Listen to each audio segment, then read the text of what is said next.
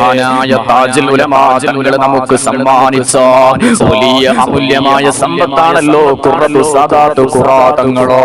താജുൽ ഉലമാ സ്വന്തം മകനെ കുറിച്ച് പറഞ്ഞില്ലേ, മക്കളെ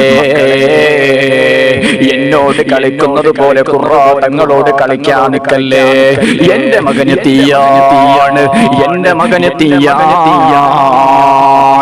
നിങ്ങൾ സൂക്ഷിക്കണേ എന്ന് താജുൽ ഉലമയാ ഖുറത്തു സാദാത്ത് തങ്ങളെ കുറിച്ച് പറഞ്ഞതോ.